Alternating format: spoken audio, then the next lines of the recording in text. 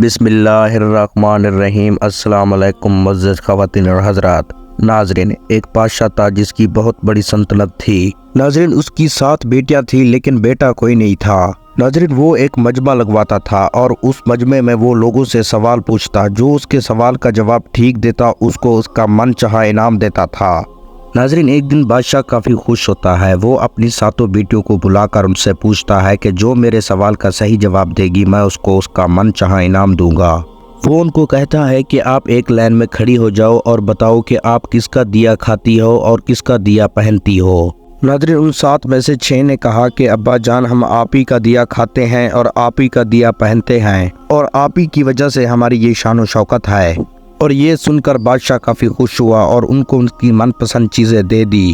جب سب سے چھوٹی اور آخری بیٹی کی باری آئی، اس نے کہا کہ میں اللہ کا دیا کھاتی ہوں اور اپنی حسمت سے پہنتی ہوں، یہ میرا نصیب ہے۔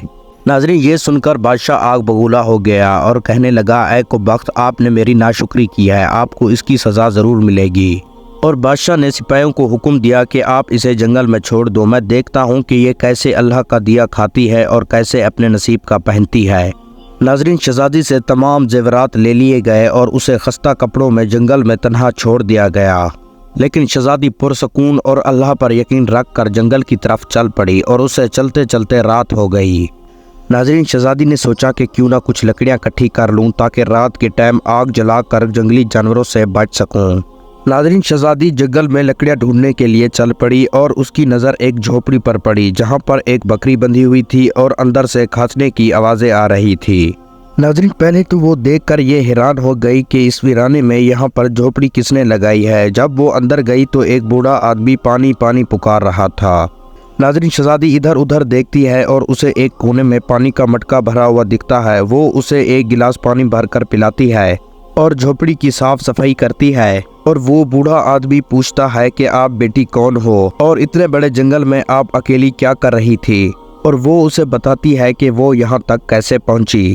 اور بوڑھا ضعیف اسے جھوپڑی میں ہی رہنے کا بولتا ہے اور بتاتا ہے کہ میں شہر میں کام کرتا ہوں، صبح میں شہر چلا جاؤں گا اور 8 دنوں کے بعد آؤں گا، تم یہی رہو، یہاں پر کھانے کا سامان ہے اور ندی بھی یہاں پر نزدیکی ہے۔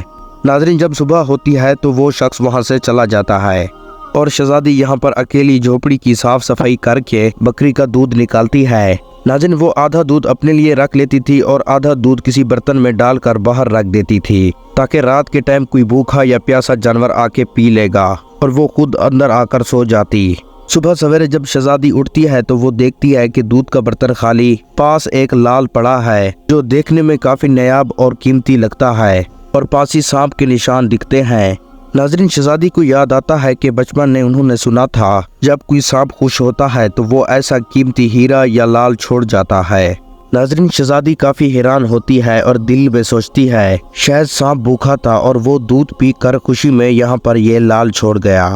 ناظرین، وہ اس لال کو اٹھا کر اپنے پاس رکھ لیتی ہے۔ ناظرین، پھر شہزادی اگلی رات برتن میں دودھ ڈال کر باہر رکھ دیتی ہے اور جب وہ اگلی صبح دیکھتی ہے تو اسے پھر ایک لال پڑا ہوا دکھتا ہے۔ ناظرین، ایسے کرتے کرتے اسے 7 دن گزر جاتے ہیں اور شہزادی کے پاس 7 لال جمع ہو جاتے ہیں اور اگلے دن وہ بوڑھا آدمی بھی واپس آ جاتا ہے اور شہزادی اسے لال دکھاتی ہے اور اسے پورا واقعہ بتاتی ہے۔ ناظرین، وہ 3 لال اس بوڑھے آدمی کو دے دیتی ہے اور اسے کہتی ہے کہ اسے شہر میں جا کر بیچ دو اور آتے وقت اپنے ساتھ محل بنانے والے مستری بھی لے کر آنا۔ اور 4 لال شہزادی اپنے گلے میں مالا بنا کر پہن لیتی ہے۔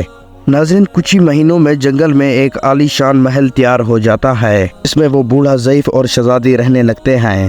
ناظرین، ایسا خوبصورت محل جس میں آرائش، نوکر چاکر اور دنیا کی تمام نعمتیں موجود تھی۔ ناظرین، شہزادی جنگل میں ایک لکڑیوں کی فیکٹری کھول دیتی ہے جس میں مزدور کام کرتے تھے اور ان کی روزی روٹی چلتی رہتی تھی۔ ناظرین، دیکھتے ہی دیکھتے جنگل ایک شہر نما بن جاتا ہے اور دور تک دھوم پھیل جاتی ہے کہ شہزادی بہت ہی رحم دل ہے۔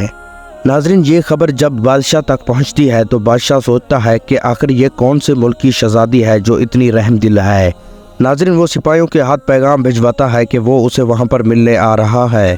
नाज़रीन, जब वो ये पैगाम शहजादी को जाकर देते हैं और शहजादी कहती है कि बादशाह यहाँ पर एक ही शर्त पर आ सकता है, वो अपनी सारी बेटियों को यहाँ पर लेकर आए। और ये पैगाम सिपाही बादशाह को आकर दे देते हैं और दूसरे दिन बादशाह अपनी तमाम बेटियों के साथ महल जाता है और शहजादी चेहरे पर नकाब करके उनके लिए 7 खाने पेश करती है और हर खाने के साथ उसी तरह का जोड़ा और जेवरात पहन कर आती है। महल की शान व शौकत और मेहमान नवाजी को देखकर बादशाह और उनके सिपाहियों को काफी ज्यादा हैरानगी होती है। आखिर बादशाह कह ही देता है कि आप मेरी बेटी की जगह पर हो, इसीलिए मैं आपके कहने पर अपनी सारी बेटियों को साथ लेकर आया हूँ, फिर हमसे ये पर्दा किस लिए? बादशाह के कहने पर शहजादी कह देती है, चलो ठीक है, मैं तैयार होकर आती हूँ। सभी देखकर कहने लगते हैं कि इतना महंगे कपड़े और जेवरात पहने हुए हैं भी, और ये कितना तैयार होगी। इतने में क्या देखते हैं कि कोई दूर से खस्ता कपड़ों की हालत में आ रहा है और बादशाह अपनी बेटी को देखकर काफी ज्यादा हैरान हो जाता है कि मैंने तो समझा था ये अभी तक मर चुकी होगी, लेकिन ये तो अभी तक जिंदा है। मैंने तो सिपाहियों को भी जंगल की तरफ भेजा था ताकि पता चला कि शहजादी जिंदा है या मर चुकी है, लेकिन उन्होंने मुझे बताया शहजादी का तो कोई नामो निशान भी नहीं है जंगल में। ये कैसे मुमकिन हो सकता है? बादशाह खुशी से झूम उठता है और कहता है कि जल्दी से शहजादी को बुलाओ, मैं तुम्हें शहजादी से आजाद करवा कर ले जाऊंगा और शहजादी चाहे तुम्हारी कीमत में पूरी सल्तनत ही क्यों ना मांग ले। और ये सुनकर शहजादी कहती है, नहीं अब्बा हुजूर, वो शहजादी मैं ही हूँ।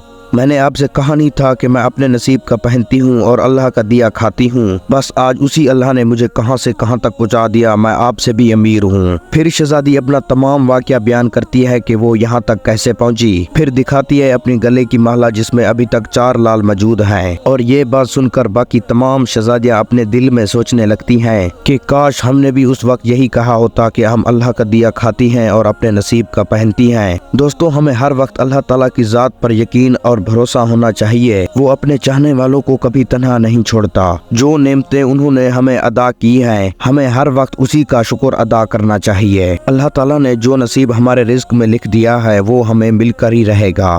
तो दोस्तों, ये थी हमारी आज की वीडियो। अगर ये वीडियो आज की आपको पसंद आई हो तो आप मेरी वीडियो को लाइक कर दें और मेरे चैनल हकीकत वाक़ियों को सब्सक्राइब कर दें ताकि आपको ऐसी अच्छी और इस्लामिक वीडियो मिलती रहे। तो दोस्तों, मिलते हैं नेक्स्ट वीडियो में, तब तक के लिए अल्लाह हाफिज़।